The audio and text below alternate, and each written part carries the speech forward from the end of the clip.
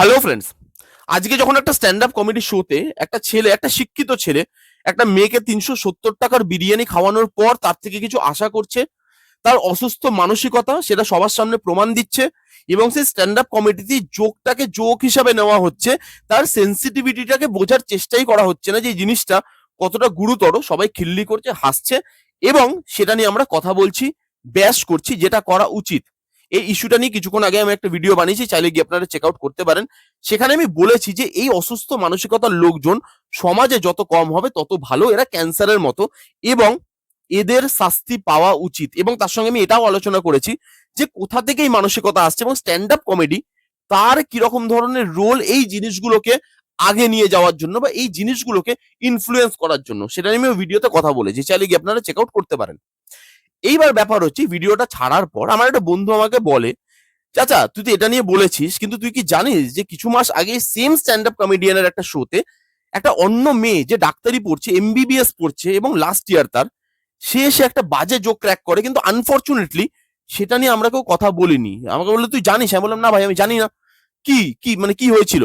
তারপর আমাকে কতগুলো ভিডিও পাঠালো, তারপর আমি যখন ভিডিওগুলো দেখতে থাকলাম, দেখলাম যেটা দেখার পর না, আই এম শকড।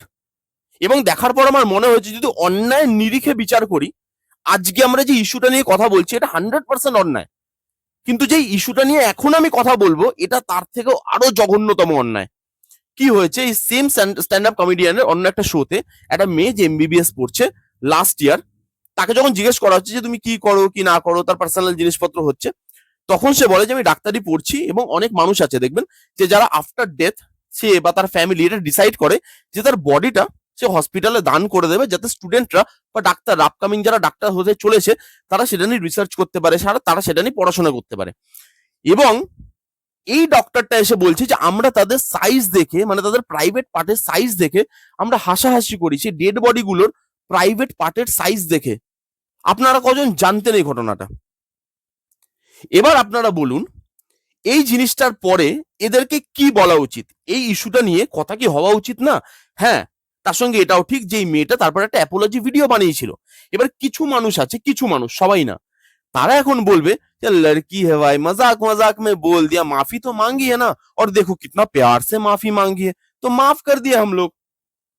কিন্তু আপনি ভাবুন, একটা ডাক্তার, ডাক্তার আর উকিল আমরা কি জানি ছোটবেলা থেকে যে এদের থেকে কিছু লোকাতে নেই, আমরা কিছু লোকাইও না। কিন্তু আজকের পর থেকে আমাদের ব্যাক অফ দ্য মাইন্ডে চলবে যে আমরা যে পার্সোনাল ডিটেলস বা ইনফরমেশন গুলো একটা ডাক্তারকে দিয়ে এলাম, সেই ডাক্তারটা তারপরে আমি বেরিয়ে আসার পরে সেগুলো নিয়ে খিল্লি করবে তার কলিগস এর সাথে। এটা কি আমাদের ব্যাক অফ দ্য মাইন্ডে চলবে না? একটা ডাক্তার দেখবেন, একটা ডাক্তারের কাছে দেখবেন অনেকে অনেক রোগ নিয়ে যায়। এবার রোগ একটা মানুষের শরীরে খালি জ্বর সর্দি কাশি সেগুলো যে রোগ তা তো নয়। অনেকের সেক্সুয়াল প্রবলেম আছে, অনেকের অনেক কিছু প্রবলেম আছে। তারা যখন সেই জিনিসগুলো নিয়ে ডিসকাস করবে আগামী দিনে, তাহলে তারা তো এইটা ভাবতে পারে বা এটা ভাববে তারা যে এই যে আমি ডিসকাস করছি, তার মানে কি এটা নিয়ে ইয়ার্কি মারা হবে? আমার যে সেক্সুয়াল প্রবলেম থাকতেই পারে। দেখুন, রোগ রোগ, জ্বর সর্দি কাশিও যেরকম রোগ, সেক্সুয়াল প্রবলেমও সেরকম রোগ। ওটা ট্যাবু ভাবার কিছু নেই, আমরা ওটাকে ভাবি, আমরা সেটা দিয়ে লুকাই জিনিসগুলো। ভাই সেক্সুয়াল প্রবলেম, ভাই লোকের সামনে বলবো না, খিল্লি হয়ে যাবে। সেগুলো আমাদের সমাজে হয় বলে আমরা সেটা নিয়ে বলতে ভয় পাই, কিন্তু সেগুলোও তো রোগ, তার জন্য আলাদা ট্রিটমেন্ট আছে, ডক্টর আছে। কিন্তু যখন একটা ডক্টরকে আমি গিয়ে বলছি, ভরসাটা কি আছে যে সেই ডক্টর আমার যে প্রাইভেসি সেটাকে লিক করছে না, সেটাকে নিয়ে হাসাহাসি করছে না। আমরা ইকুয়ালিটি নিয়ে কথা বলি, ইকুয়ালিটিটা কোথায়? এই জিনিসটা নিয়ে কথা হয়নি কেন? যখন এই জিনিসটা হয়েছে আপনারা কজন জানেন এই জিনিসটা? যদি কথা হতো, আজকে এই জিনিসটা নিয়ে যেরকম কথা হচ্ছে সেটা নিয়ে কথা হলে আপনারা সবাই জানতেন, আমিও জানতাম। আমরা জানি না কেন? তার কারণ আমরা এই ইস্যুটাকে ওইভাবে দেখিনি। একটা মেয়ে বলেছে ডাক্তার, চলো ভাই ঠিক আছে। কেন একটা মেয়ে বললে সবকিছু ঠিক আছে? তখন সেটা যতই গুরুতর অপরাধ হোক।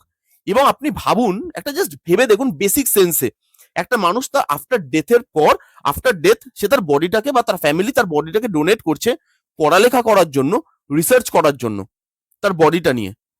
এটা এর থেকে বড় নোবেল কাজ আর কি হতে পারে? এবং সেই নোবেল কাজটাকে যেভাবে তারা অপমান করছে, এটা লজ্জা।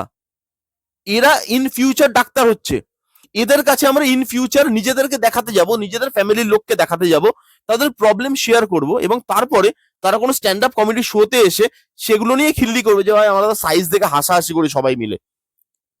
আজকে আমরা যে জিনিসটা নিয়ে কথা বলছি, এবার বুঝতে পারলেন কেন বললাম যে আজকে আমরা যে ইস্যুটা নিয়ে কথা বলছি সেটা অবশ্যই গুরুতর একটা ব্যাপার, সেটা একদম খুব খারাপ একটা কাজ। সেই ছেলেটাকে আমি কোনো দিক দিয়ে সাপোর্ট করি না, কেউ করে না, কোনো মানুষ, কেউ কারোর মধ্যে যদি রক্ত মাংসর মানুষ হয় সে করবে না, কিন্তু অন্যায় নিরিখে বিচার করলে এটা আরো বেশি গুরুতর অপরাধ বলে আমার মনে হয়। এটা কি, আমরা কোন সমাজে বাস করছি? এবং একটা স্ট্যান্ড আপ কমেডি শোতে যখন একটা মানুষ স্ট্যান্ড আপ কমেডি করছে, তার এটা আটকানো কি উচিত নয়?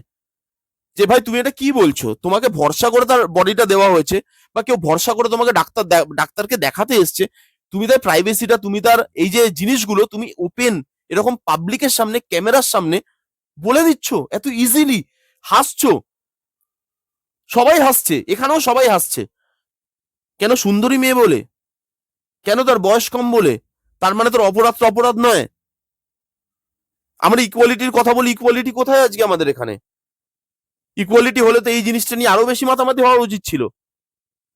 কোথায়? আমি তো তারপরে শুনলাম না, আমি শুনিনি, আমি জানি না ওর অ্যাকচুয়াল ঘটনা কি। আমি তো শুনিনি যে তার লাইসেন্স ক্যান্সেল হয়ে গেছে, বা আমি তো শুনিনি যে তার যে রিসার্চ বা সে যেই জিনিসটা নিয়ে পড়াশোনা করছে তাকে রাস্টিকেট করা হয়েছে।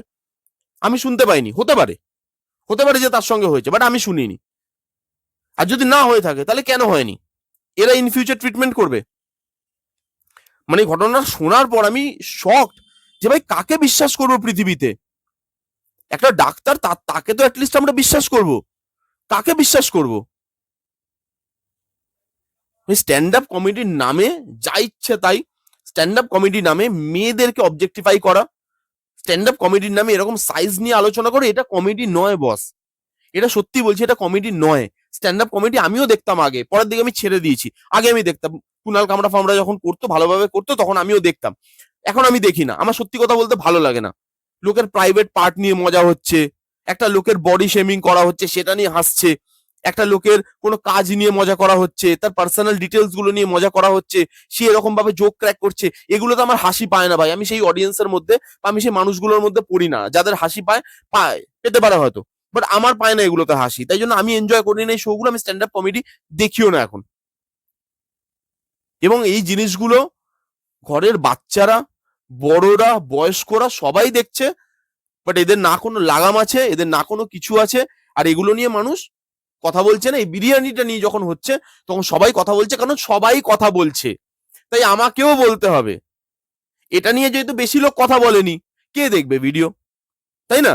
এটা নিয়ে কে আমাকে বলবে যে হ্যাঁ ভাই তুমি একটা জিনিস বা একটা প্রপার ইস্যু নিয়ে কথা বলেছো? অ্যাড্রেস করবে না কেউ, বা কেউ খেয়াল দেবে না, তাই লোক ভিডিও বানাচ্ছে না, কারণ লোক খাবে না, সেই জন্য ভিডিও বানাচ্ছে না। বাট আমি বানালাম, কারণ আমি যখনই একটা ইস্যু দেখি, আমার মনে হয় যে একটা কয়েনের না সবসময় দুটো পিঠ থাকে, সেই দুটো পিঠ নিয়ে আলোচনা করা উচিত।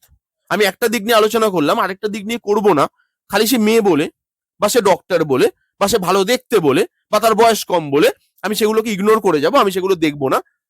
আমরা যা ইচ্ছা করতে পারি। এবার বাকি বাকি লোক তো তখন প্রশ্ন তুলবে না যে আচ্ছা, একটা ক্যাটাগরির ইস্যু হচ্ছে তোমাদের কাছে ইস্যু, বাকি ক্যাটাগরির ইস্যু তোমাদের কাছে ইস্যু নয়। আমি সেটা কোনোদিন করতে পারিনি, পারবো না, সেই জন্য এটা নিয়ে আমি আলোচনা করলাম। আমি জানি না আপনারা কজন জানেন এটা, যদি জেনে থাকেন আপনাদেরকে মতামত এই বিষয়টা নিয়ে।